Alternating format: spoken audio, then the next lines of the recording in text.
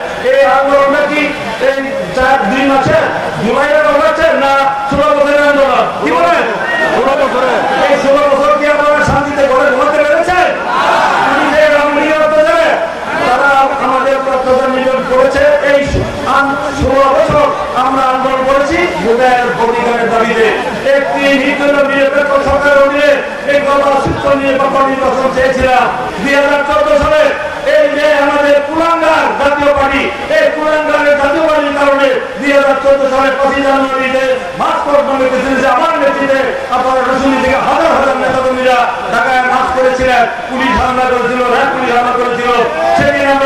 সেদিন জুড়ে আওয়ামী লীগের সাথে যদি জাতীয় পার্টি আঘাত করে এই পরিকল্পনা নির্বাচনে না যেত, সেদিনই শেখ হাসিনা স্বৈরাচারের পতন হতো।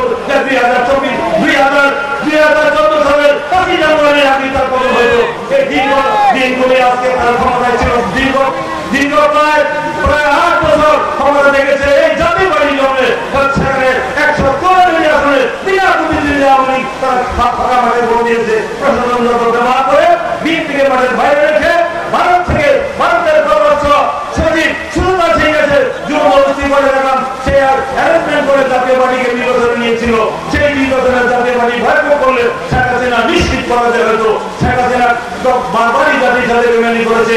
86 সে বলেছিল তার মিছিলে গুলি হয়েছিল সেই চিরঙ্গের নির্বাচনে। তারপরে বলেছিল যে শহীদের রক্তের সাথে বেমানি করে যারা জাতীয় নির্বাচনে যাবে তারা জাতীয় বেঙ্গলে চিহ্নিত হবে। সেখানে তিনি নিজেই কিন্তু রাতের অন্ধকারে লং ড্রাইভে গিয়ে একসাথে সাথে গিয়ে বলামি রাজি। সেদিন কিন্তু সেই একসাথে আরো তিনি 4 বছর সেই ক্ষমতা থাকা শুরু করে দিয়েছিল। সেই নির্বাচনে গিয়ে আওয়ামী লীগ বারবারই এই পিছনের কথা দিয়ে ক্ষমতায় যাওয়ার চেষ্টা করে খেলা হয়েছে। আল্লাহর তরফ থেকে খেলা হয়েছে। এই গণ অভ্যুত্থানের মধ্য দিয়ে আজকে আওয়ামী লীগ চির বিদায় হয়েছে জনগণ থেকে। আর বাংলাদেশের মানুষ আর গণহত্যাকারীদেরকে রাজনীতি করার নৈতিক অধিকার দিবে না।